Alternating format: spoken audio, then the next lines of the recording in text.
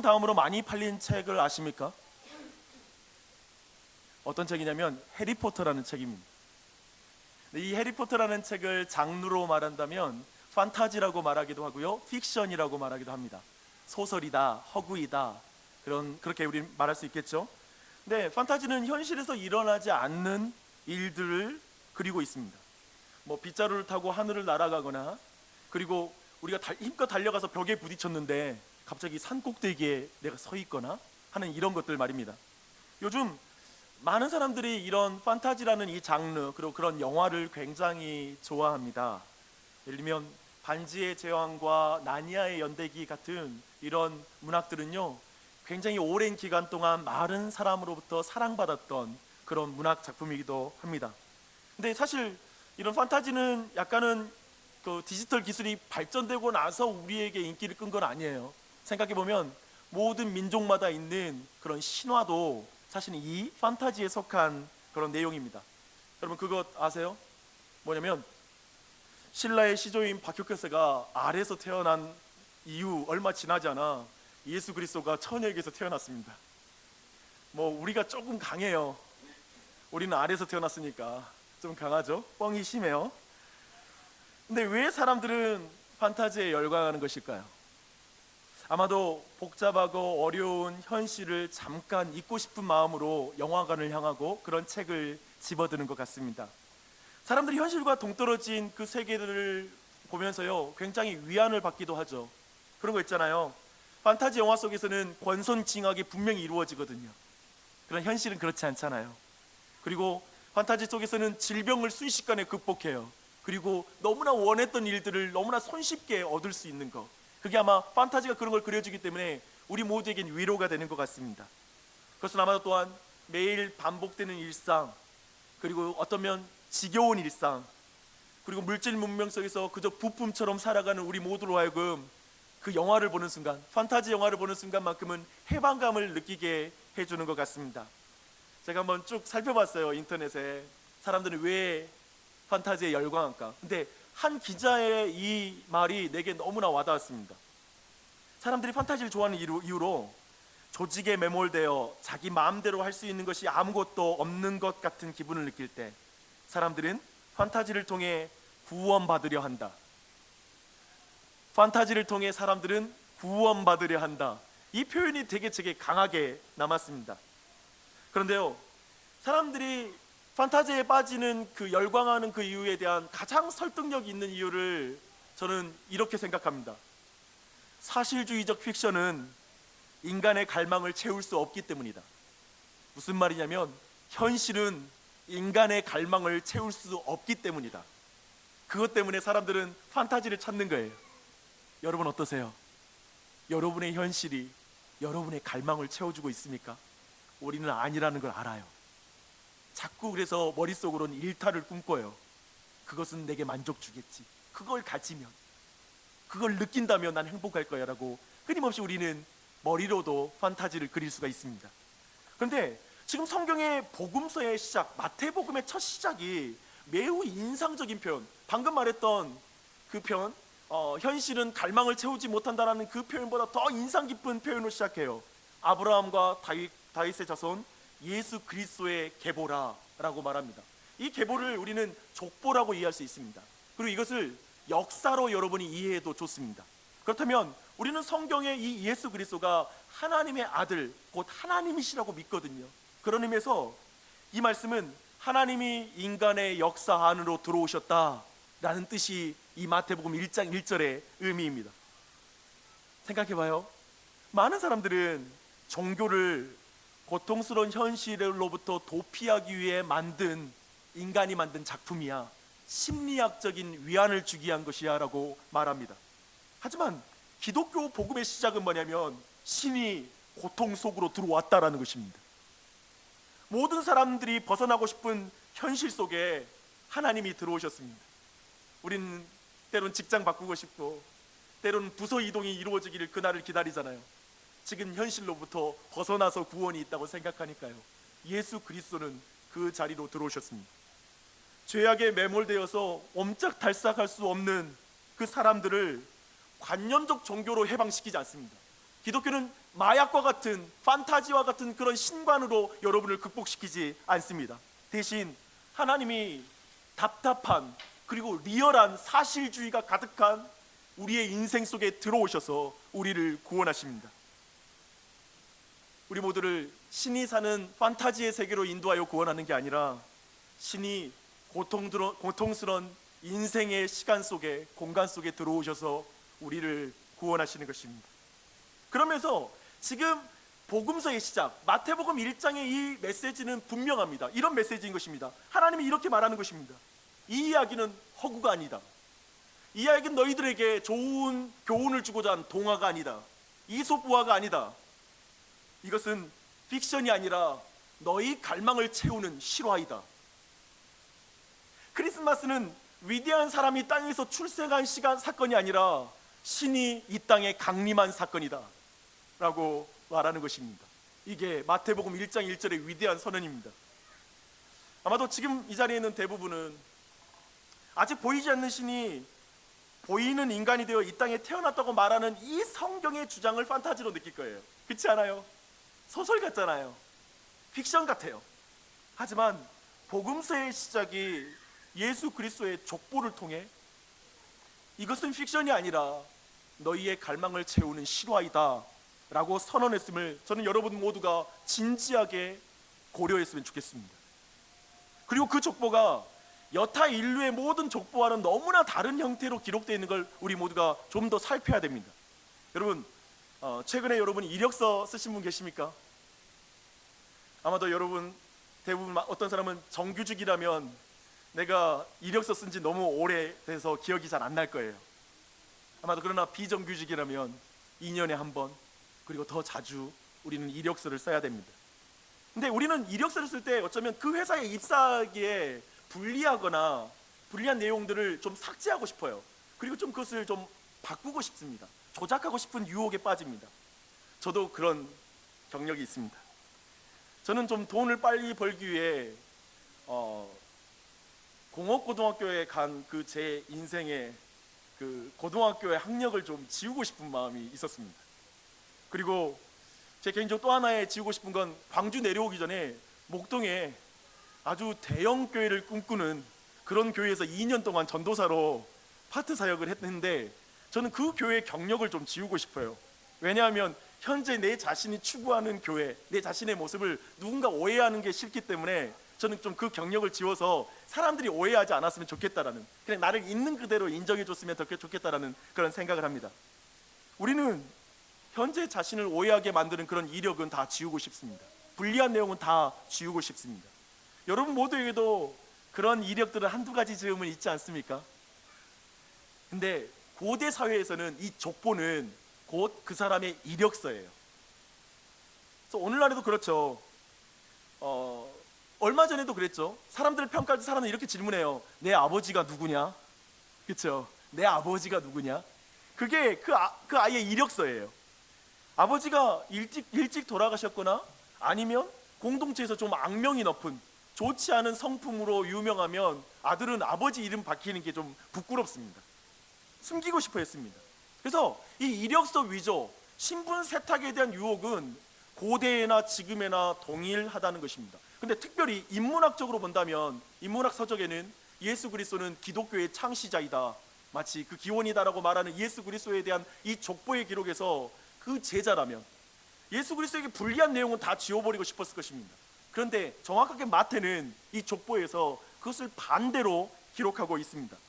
특별히 5명의 여인이 예수님의 족보에는 나타나고 있어요. 근데 그 5명의 족보에 나타나는 그 여인들은 남성 중심의 고대 사회, 특별히 이스라엘 사회에서는 족보에 여자의 이름이 올라갈 수 없어요. 그것은 전무한 일이에요. 그런 의미에서 그것도 5명씩이나 지금 족보에 들어가 있잖아요. 이것은 매우 특이한 일이에요. 그리고 여기에 지금 마태가 우리에게 전하고 싶어하는 크리스마스의 진정한 메시지가 이 안에 있습니다. 근데 이 예수님의 족보에 등장하는 이 여인들은 있잖아요, 마리아를 제외하고 모두 이방인이에요. 요즘은 그 안싸와 아싸라는 그런 말을 아십니까? 인싸입니다. 죄송합니다. 너무 긴장했어요. 인싸와 아싸라는 말 여러분 한 번쯤 들어봤을까요? 인사이더와 아웃사이더, 즉 주류와 비주류를 나누는 말입니다. 아웃사이더는 아싸고, 그리고 주류들은 인싸라고 부릅니다. 이 표현을 빌어 말하면 예수님의 족보에 등장하는 대부분의 여인은 인종적으로 아싸입니다. 우리 유대사회에서 이방인들은 철저하게 외부인이었거든요. 또 거기에 성벌도 여성이었기 때문에 요즘 젠더 갈등이 굉장히 우리 사회에 심각한 문제인데요, 그들은 모두 젠더 아싸입니다. 그리고 그 이 이방인은 모두 뭐와 관련이 있냐면 유다 지파와 다윗 왕의 수치스러운 역사와 관련이 있는 이 여성들입니다. 그런 공통점이 있어요. 첫 번째 여인 다말을 소개해 볼게요. 다말이라는 여인은 가나안 여인이에요. 근데 본래 야곱의 12아들 중 유다의 며느리입니다. 근데 그의 남편들이 죽은 거예요. 그리고 나서 죽은 남편의 대를 이어주겠다는 시아버지의 약속이 있었어요. 근데 나중에 보니까 시아버지가 자기를 속였다는 걸 알고 이 여자가 변장을 하고 시부와 잠자리에 들어서 아이를 낳습니다. 이건 정확하게 시아버지와 불륜을 저지른 페륜의 역사를 기록하고 있는 것이죠. 그리고 여리고성에 라합이란 여인이 등장합니다. 근데 이 여리고성의 사람도 가나안 사람이에요. 이제 그 땅은 멸망당하기로 했어요. 근데 죽을 수밖에 없는 여인이에요. 근데 더군다나 가나안 여인일 뿐만 아니라 그의 직업은 매춘부였어요. 지금 이들은 윤리적, 도덕적, 직업적으로 아싸입니다. 그리고 다윗의 증조모인 룻 또한도 그렇습니다. 그는 여호와의 회중에 영원히 들지 못하리라 라고 말했던 모압 족속의 여인이에요. 근데 그런 여인이 이제 족보 안에 들어와요. 지금 이들은 하나같이 무슨 특징을 가지고 있냐면 하나님의 나라, 하나님의 가족이 될 수 없는 사람들이라는 것입니다. 철저히 아싸이죠. 외부인이에요. 그런데 그들은 예수 그리스도의 가족이 됩니다. 그들이 예수 그리스도의 가족이 됩니다. 특별히 모든 여인의 이름이 오늘 말씀에 기록되어 있어요. 4명의 여인. 근데 한 명의 여인은 특이하게 그 이름이 기록되어 있지 않아요.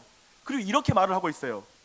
6절을 보니까 다윗은 우리야의 아내에게서 솔로몬을 낳고, 우리야의 아내, 그 여인의 이름은 사실 바세바라는 여인입니다. 근데 마태는 그걸 기록하지 않아요. 그리고 그는 나중에 솔로몬의 모친이 돼요. 우리가 잘 알고 있는 유명한 왕이죠. 근데 그녀는 다윗 왕에 의해서 겁탈을 당했어요. 얼마나 여성으로서의 큰 수치입니까? 그리고 그의 남편인 우리아는 왕에 의해서 죽임을 당해요. 그 여인은 그 모든 외부에 하나님의 사람이라고 불리는 사람에서 고통받은 외부인이에요. 아싸예요. 마태는 지금 우리아의 아내라는 이 표현을 통해서 매우 직접적으로 다윗의 수치스러운 행동과 연결시켜서 이 기록을 하고 있는 것입니다. 그럼에도 그를 통해 솔로몬이라는 위대한 왕이 태어납니다. 그리고 그 왕은 나중에 하나님의 집이라고 말하는 성전을 짓습니다. 어떤가요? 여러분, 이제 성경에 대한 제가 중요한 해석들을 다 마쳤어요. 가까운 직계 안에서 제3국의 외국인, 그리고 외국인 노동자가 있어요. 그것도 모자라 그의 직업은 매춘부였어요.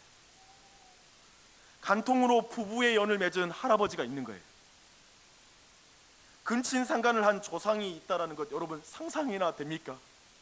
여러분의 족보예요. 이런 내용은 아마도 그 막장 드라마에도, 제가 볼 때는 사실주의 픽션의 극치인 막장 드라마, 근데 그 중에서도 이런 내용을 다루는 드라마는 거의 본 적이 없는 것 같아요. 그렇죠? 이력서에 기록할 상상조차 할 수 없죠. 그리고 정말 지우고 싶은 이력일 거예요. 이런 경험이 있다라면. 그런데 그들은 모두 예수 그리스도의 가족이 됩니다. 그들은 모두 예수님 안에서 인싸가 됩니다. 이게 크리스마스의 의미이죠. 여기에 여러분에게 들려주고 싶은 크리스마스의 분명한 의미가 지금 다 담겨져 있습니다. 저는 오늘 이 자리에 초대된 분들의 그 아싸한 느낌적인 느낌을 잘 알고 있습니다. 세상 어디에 가든지 당하지 않는 이력을 가지고 있는 사람들이 여기에 계실 것입니다. 남들에게 피해주지 않으며 비교적 수준 높은 시민의식과 도덕의식을 가지고 살아가는 분이 이 자리에 초대되어서 처음 와 있을 것입니다. 그들 모두에게 자신의 전공 분야와 직장에 대해서라면 정말 할 말이 있고 누구보다 뒤지지 않는 전문 지식을 가진 사람이 이 자리에 앉아 있을 것입니다. 사람은 자신이 인싸인 곳에서 굉장한 평안함을 느껴요. 그리고 안식을 느껴요. 그렇잖아요. 여러분이 인정해주고 잘 아는 사람들이 있는 곳에 그런 걸 느낍니다. 고통스러운 현실에서 근데 저만치 물러나 판타지와 같은 종교 세계가 살아가는 사람들이 다수인 곳에 지금 오늘 초대받은 거예요. 그러니까 얼마나 불편하겠어요. 불편함의 정점에는 목사가 인사하는 순간이 있습니다. 목사는 완전히 프로 불편러거든요. 그래서 인사하면 되게 부담이 되죠. 그리고 교회는 우리의 전공과 이력, 도덕적인 인생을 묻지도 않고 모든 사람은 죄인입니다 라고 말하면서 나를 일반화시켜버립니다. 굉장히 불편하고 불쾌한 일이에요. 뭔데 모두를 똑같이 취급해. 나 이 정도 내가 인싸가 되기 위해, 이 사회의 주류가 되기 위해 내가 얼마나 노력을 했는데 왜 교회라는 곳에 오면 다 똑같다고 말하는 거야. 다 죄인이라고 말하는 거예요. 굉장히 불편해요. 그리고 예수를 믿어야만 가족이 될 수 있다는 이 부분에선 아싸와 인싸를 구분하는, 주류와 비주류를 구분하는 그런 배타적인 주장처럼 와닿는 사람들도 있을 것입니다. 정말 교회의 공간에서 느끼는 그 불편한 공기, 이건 좀 참을 수가 없어요. 그래서 아마 이런 말을 하게 돼요. 나는 결코 이곳 안에서 받아들여지지 않을 거야. 그리고 나는 결코 이곳에 속할 마음이 없어 라는 마음으로 어쩌면 배우자를 따라 교회를 오래 다닌 사람도 있을 것이고, 계속 오지만 아무리 봐도 나는 여기에 인싸가 되긴 힘들어 라고 생각하는 사람이 이 자리에 있을 수 있습니다. 꼭 참고 앉아 있는 것이죠. 저는 당신에게, 여러분에게 이 마태를 통해서 이와 같은 크리스마스의 의미를 다시 한번 예수님께서 이렇게 여러분 모두에게 말씀하고 있다고 믿습니다. 예수님이 이렇게 말씀하십니다. 너 아니다. 크리스마스는 그런 날이 아니란다. 내가 속한 문화와 사회에서 배제된 사람도 나의 가족이 될 수 있단다. 예수의 족보를 보렴. 내 가족이 불교 집안이었던, 그리고 너가 교회와 전혀 상관없는 혈통 가운데 태어난 것은 전혀 문제가 되지 않는다. 저 여인들의 면면을 보렴. 설령 내 가족이 입에 담을 수 없는 부도덕한 일 가운데 그렇게 만들어진 가족이라 할지라도 그건 전혀 나에게 나아오는데 문제가 되지 않는다. 너와 같은 죄인은 교회에 어울리지 않는다고? 설령 살인자가 있더라도, 저 다윗처럼 살인자가 있더라도 그가 내 가족이 될 수 있단다. 내가 교회에 들어오면 전체 물을 흘릴 것 같아서 들어오기 힘들다고? 내가 한 가지 알려주마. 교회에는 그런 사람이 많단다. 내가 예수 그리스도를 붙잡는다고 예수가 부정해지지 않는다. 내가 예수 그리스도를 붙잡으면 그가 너를 주홍과 같은 너의 죄를 눈과 같이 희게 할 것이다. 회개하고 너를 구원하기 위해 보낸 아기 예수를 믿으면 예수 그리스도의 은혜가 내 죄를 덮고 너를 나와 연합시킬 것이란다. 너는 나와 한 식탁에 둘러앉아 음식을 먹는 가족이 될 것이란다. 이렇게 지금 마태복음 1장의 크리스마스의 의미는 이렇게 우리 모두에게 전달됩니다. 저는 여러분 모두에게 좀 사실을 말하고 싶어요. 기독교의 진리는 배타적인 진리입니다. 오직 예수 그리스도를 통해서만 구원을 얻을 수 있다라는 가르침을 줍니다. 부드럽게 말하고 싶지 않아요. 배타적이에요. 그런데 그 배타성은 결코 남자와 여자, 종교인과 비종교인, 창녀와 왕, 도덕적인 사람과 그렇지 않은 사람을 구별하여 서열을 나누어서 받아주는 그런 배타성을 가지고 있지 않습니다. 누군가를 제외시키기 위한 배타성이 아닙니다. 모두 똑같이 잃어버린 죄인이다. 너희들이 인간들이 만들어 놓은 모든 경제와 사회, 모든 학벌, 이 모든 걸로 만들어 놓은 그런 모든 위계 질서 따위는 교회에 없다. 모두가 나올 수 있다. 아기 예수는 그들을 포용하기 위해, 구원하기 위해 하나님이 보내신 하나님의 유일한 사랑이고 하나님의 유일한 방법이라고 우리 모두에게 말씀하고 있습니다. 생각해 보십시오. 오직 한 사람만을 사랑할 것을 다짐함으로 부부관계에 들어가요. 그렇죠? 남남이 가족이 돼요. 우리 중 누구도 결혼식장에 가서 이렇게 말하는 사람 없겠죠? 당신들은 지금 오직 한 사람을 사랑해야 부부 관계에 들어갈 수 있다는 배타적인 요구를 하고 있군요. 그런 배타적인 사랑은 서로를 옥죄지 않겠습니까?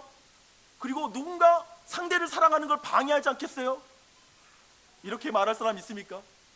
아무도 그렇게 말하는 사람 없어요.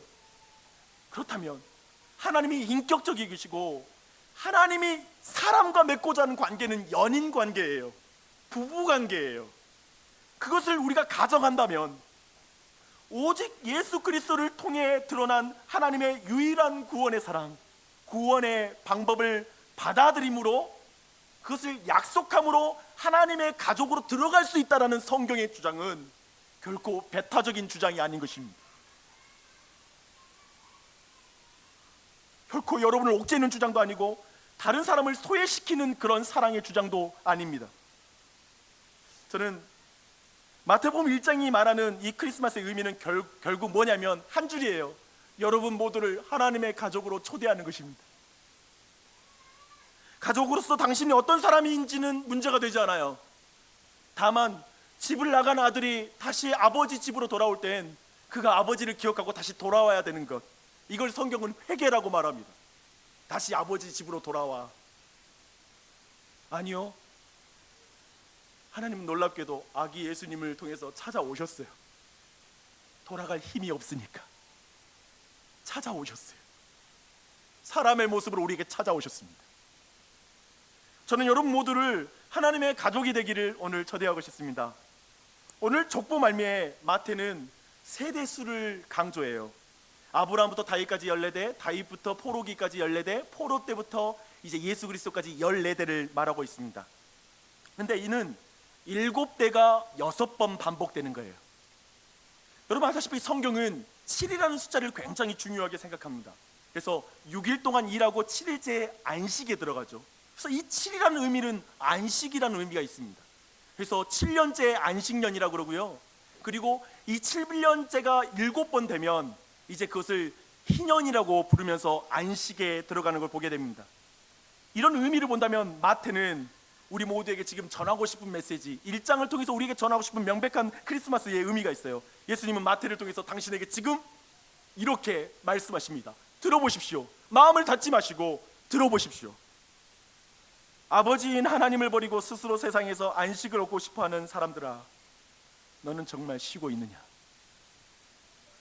보이는 사실이 너의 갈망을 채우고 있느냐? 물질이 전부인 세계관이 너를 정말 행복하게 만들어 주더냐? 나는 세상에서 쉴 수 없는 인생, 참된 안식을 맛보지 못하는 인생을 아버지 하나님에게 이끌기 위해 온 예수 그리스도이다. 이제 인류의 역사에 대전환이 일어난다. 나와 함께 아버지의 집에 가서 안식을 누리지 않겠니? 수고하고 무거운 짐진 자들아 다 내게로 오라. 내가 너희를 쉬게 하리라. 내가 너희의 구원을 위해 6일 동안 열심히 일했단다. 그러니 바로 안식에 들어가자.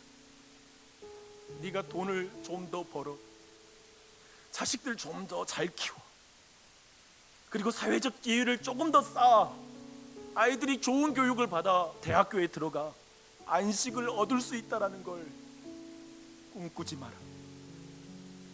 현실은 너의 갈망을 채우기엔 턱없이 작단다. 눈에 보이는 물질은 너의 갈망을 채우기엔 너무 작은 거란다. 사실 너는 내 형상대로 지어놨기 때문에 그 정도로 채워줄 존재가 아니라 내 아들을 받아들일 때 채워지는 존재란다. 나와 함께 안식이 있는 아버지의 집으로 들어가지 않겠니?